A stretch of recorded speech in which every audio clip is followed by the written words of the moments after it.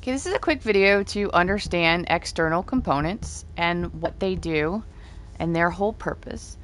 In order to understand what they do, we need to understand where defense, shield, and max HP come from, because external components add to one of those three categories. So I have stripped Viessa out of all of her components and all of her modules so that there's nothing impacting these numbers. And to find the starting base numbers for your Descendant for these three categories, and some other stuff, you can go into Descendant, wait for them to stop talking, hit L3 and move the cursor over it, and you can see their level 40 information. So her defense is 1748, shield is 495, and HP is 878. Now that's what she is when she reaches level 40, and I'm currently level 39. So if you come back in here, instead of defense being 1748, I'm at 1676, which is just underneath because I'm level 39. As soon as I get up to 40, then I'll reach those numbers. But that's where these base numbers come from. So what we're going to do is we're going to add to those by using external components. And this is not a build video. I am not going to tell you whether defense is better than shield or is better than HP or HP is better. I'm not going to do that. I'm going to build for me and what works for me, and what works for me, I can do a private map in Hagios with my build. So I'm fine with what I have. Might not work for you, might not be what you like. But what I'm going to do in this video is show you how to read the external components so that you know where to look to choose what works for you. So that's what this video is for. Okay, so I have them sorted by type. And for the first slot, we'll go ahead and filter just by auxiliary power. But everything I sort of say regarding auxiliary power is going to hold true for the other three as well. So the first thing you need to do is sort of decide for yourself whether you want a defense build, a shield build, or an HP build, and see what works for you. And then you're going to want to come in here and you're going to want to find the card that has the highest number related to that stat. So if we were to look at defense, say you wanted defense, there are two cards. This one has shield, this one has HP, this one has defense, and this one has defense as the primary. Now you're going to want to identify those cards first. And then you're going to want to go through them again to see if defense is on the secondary rolled level underneath, because it might be. For example, here's an HP card.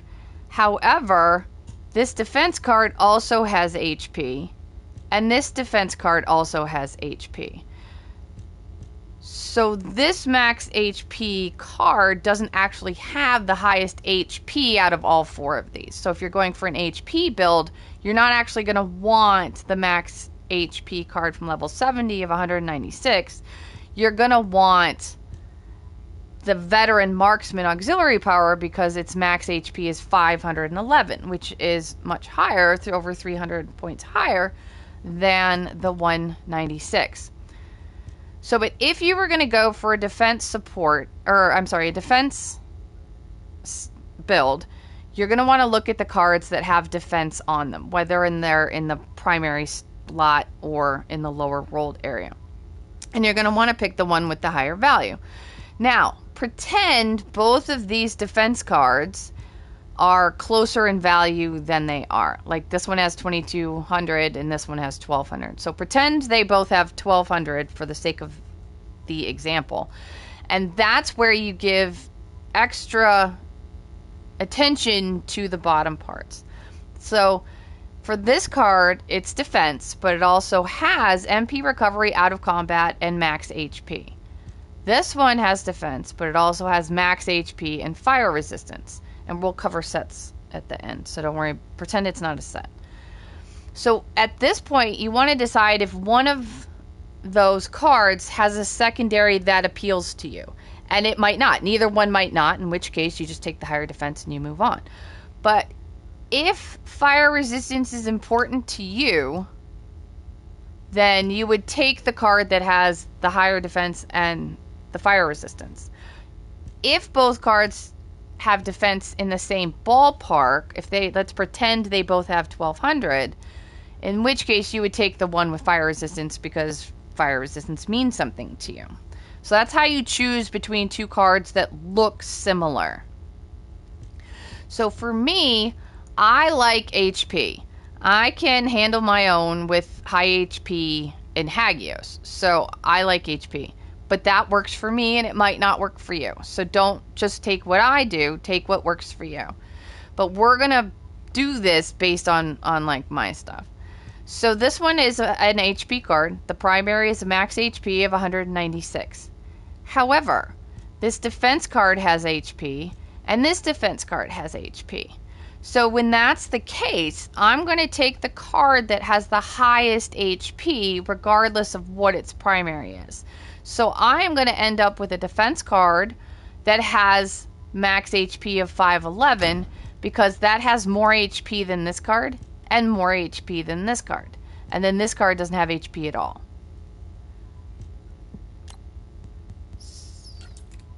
So now that we move on to sensor, again, I am going to look for ones that have HP.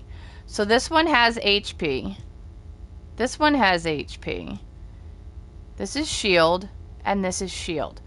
And the standard level ones don't have any extra bonuses. So outside of just finding out whether they're shield, defense, or HP, other than that, you can ignore them. So back to the rare. So this one's 192, and this one's 212. So they're relatively sort of close together. So I'm going to take the secondaries into account, like magic recovery in combat or consumable drop rate increase modifier, or MP recovery in combat or max HP. So I might decide to take the one that is MP recovery in combat. Both of them have it, so I'll take the one that has the higher number, and they're actually exactly the same. So maybe I'll take consumable drop rate. So we'll take that one.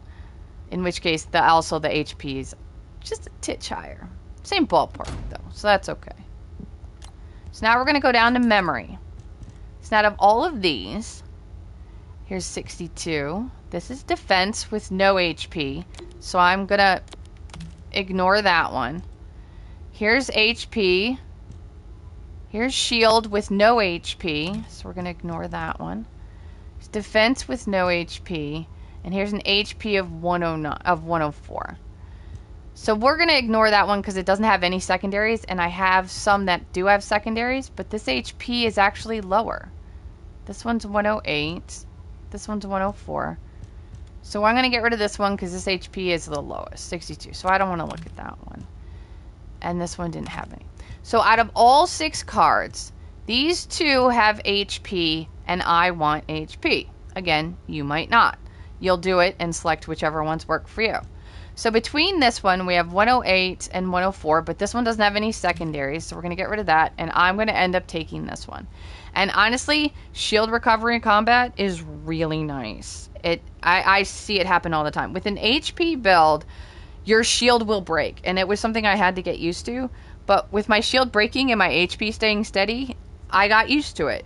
So, but shield recovery in combat is sort of like a comfort thing also, so I'm definitely taking this one. So we're going to take that one. So now for processors, here's an 180 HP, 180 HP, 157 HP, and a max shield. Alright, we'll get rid of the shield. We won't look at that one. So this is 157, 180, and 180. So in this case, since they're all sort of in the same ballpark, I'm going to take the secondaries into account. So either toxic resistance or shield recovery modifier, max shield and receive display time, or toxin resistance and item acquisition distance increase modifier.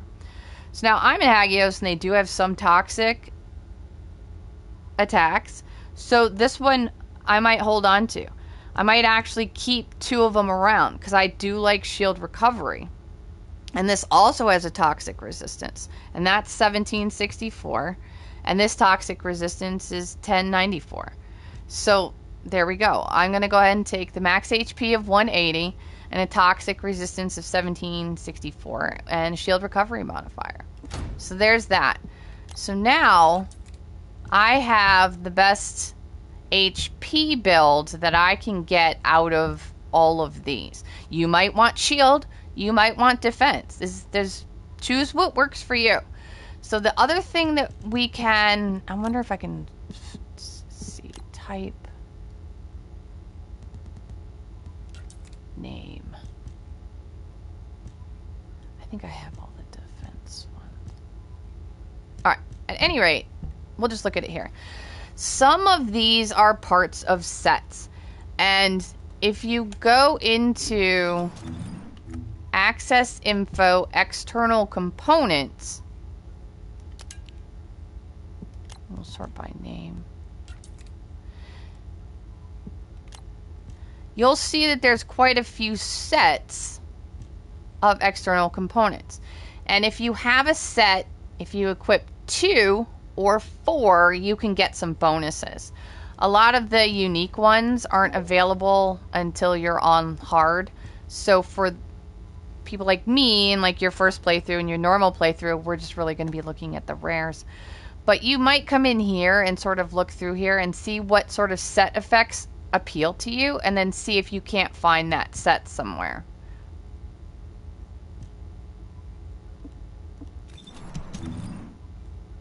So I have some of the veteran marksmen. They are probably the first set you will encounter because they are available in, oh no, Tomb Vanguard is available in Kingston. So you'll run into that set in Kingston, and that has higher defense and skill power modifier stuff and things like that. Veteran marksman you'll come in contact with in White Knight Gulch. I don't know why I thought that one was earlier. Let's see what else. There's a piece of Predator that's available in Agna Desert. Glacial is available. 3 of those pieces are from Dead Bride, and you can get a piece from the Echo Swamp. Decimator you can get through Executioner and Vespers. So it's easy to run into some of the set pieces early on. So if you want to find a set that works for you and then go find that set, that's a good thing to do. Unfortunately, you can't upgrade them. You can't enhance them to bring them up to your level as you continue through the game. The reactors, you can enhance these 2 levels and then they sort of fall off and you just have to farm a new one. Weapons, you can constantly use weapon transmission to bring up to your level, but external components you can't. So once you're past their use, you'll just have to get rid of them and get new ones. But at any rate, so now we have all this HP that's now been added to my HP level down here. Now it's at that point that I'm currently at 1889. Now that is without any mods. I took all the mods off so we could see like base numbers right now. So this number right here is then going to get multiplied by whatever it is you select in here. So I'm going to go from empty to my normal selection. Hit save. And my max HP of that 18, whatever it was, is going to get multiplied by 270 based on what I have selected here. So now that 1800 just went up to 7,000. So now I'm running around Hagios with 7,000 HP, and that works for me. It might not work for you. You might choose to have a defense build, and that works for you, or a shield build. That's fine. Again, this is not a build video. This is how to read the external components and how to choose what works for you. Now, lastly, I will say that in the description, there is a link to a Google workbook that has a Google worksheet that has all of these: HP support memory, def support memory, HP support sensor, shield enhancement sensor, has all of those listed out in a table crossed with all of the bonuses. So MP recovery in combat, or max MP. That can help you sort of understand which ones that might work for you, that you might keep an eye out for, because there are certain ones, like auxiliary power cards tend to have the Cooper drop rate increased modifier, and nothing else does. None of the other three, the sensor, the memory, and the processors, they don't have the Cooper drop rate increased mod that I've seen so far. They only seem to show up on auxiliary power. And if that matters to you, then you'll know where to look. There's MP recovery in combat, MP recovery out of combat, shield recovery in combat, shield recovery out of combat, max shield, max MP as bonus rolls. So that Excel file, Google Workbook as it is, might be useful to you if you're trying to understand and what to keep an eye out for. So definitely check that out as well. But if you have any questions about components, I will do my best to answer them. So just leave a comment and I will do my best.